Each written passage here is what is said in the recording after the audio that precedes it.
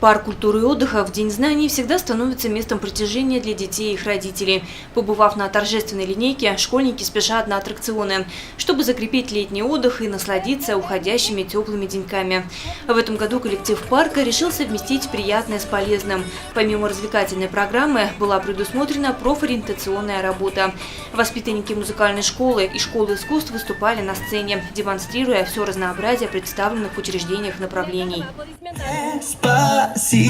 Quiero desnudarte a besos despacito, firme las paredes de tu laberinto y hacer de tu cuerpo todo un manuscrito.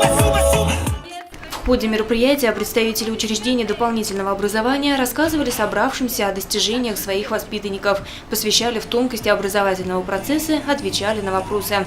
Для многих горожан этот день стал весьма познавательным. Многие дети определились с выбором объединений, которые они хотят посещать.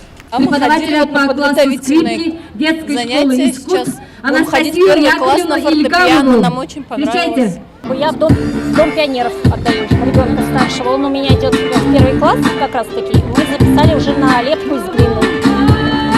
А именно вот с музыкой связано, что вы хотите сделать? Ну, как бы нет, у него таких, я считаю, дарований нету. Считаем, что образование дает свое. У нас дети занимаются.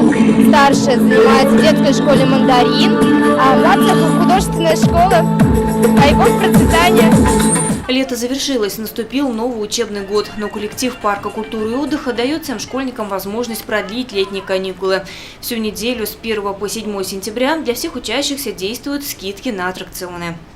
Лиана Кириллова, Данила Либаев, Радмир Сингулов, Гульгина Раскильдина, телекомпания СТВ.